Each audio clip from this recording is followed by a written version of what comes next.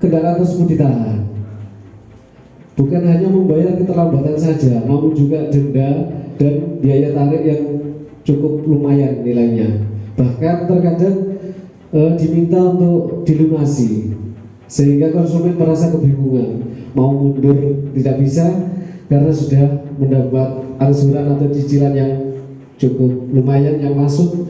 Mau mundur, mau maju juga berat karena uangnya tidak bisa. Jadi pertanyaannya, bagaimana cara mengatasi hal semacam itu? Apakah konsumen bisa lapor ke aparat penegak hukum, sedangkan ranahnya perdata seperti yang kita ketahui hutang piutang? Jadi mohon penjelasannya dari tiga narasumber. Sekian, wassalamualaikum warahmatullahi wabarakatuh. Ya, mungkin menarik juga dari fakta yang terjadi di Jombang. Saya lihat banyak juga case-case seperti itu. Mungkin sedikit saya minta menambahkan apa sejauh pengalaman saya tahu pada intinya itu berhubungan dengan eksekusi jaminan fidusia ya. Jadi akhirnya kita berbicara bagaimana cara eksekusi jaminan fidusia. Apakah prakteknya seperti yang tadi dikatakan Mas Dio seperti tadi? Sepengetahuan saya secara teori itu poin pertama adalah adanya awan prestasi. Ya, perbuatan itu ada nggak awan prestasinya? Ya, kalau definisi awan prestasi bisa di BW ya, ada 4 kalau nggak salah awan prestasi kategori. Tapi yang paling utama sebetulnya awan prestasi itu adalah ketika konsumen tidak merasa, tidak mengakui dan menyatakan dia awan prestasi, bahwa yang berhak menyatakan awan prestasi adalah pengadilan. Yang saya tahu seperti itu.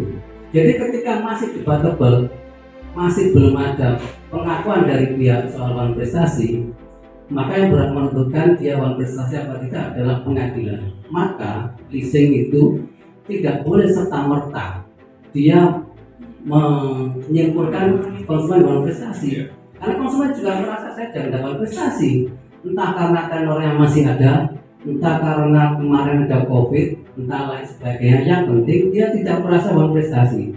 Sehingga di sini ada sengketa. Sengketa yang paling enak ini diselesaikan adalah di pengadilan negeri. Siapa yang mengajukan? Ya terserah siapa para pihak yang mengajukan untuk menyatakan case ini awan prestasi apa tidak. Satu itu dulu. Yang kemudian yang perlu digarisbawahi lagi yaitu tadi, ketika konsumen ini tidak sukarela, ya bahasanya itu boleh ditarik, diambil leasing itu jika konsumen menyerahkan secara sukarela.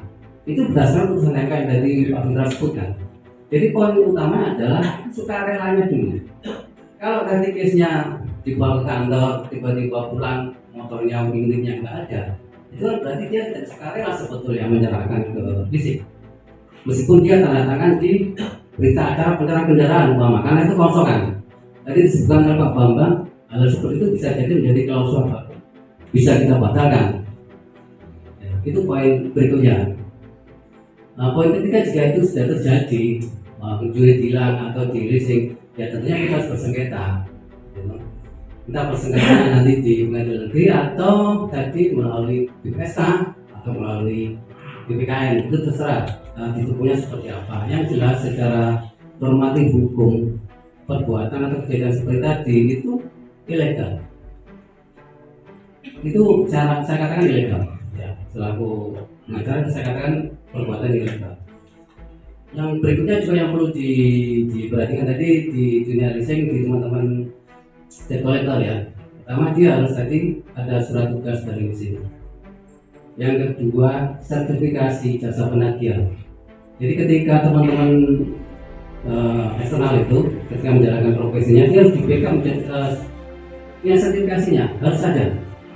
Tapi beberapa kejadian di lapangan itu teman-teman tidak punya sertifikasi jasa penagihan, tapi kemudian dia melakukan praktek-praktek penarikan unit, tapi dia kemudian menggunakan orang temannya yang sudah punya sertifikasi jasa penagihan untuk mengklaim biaya di leasingnya.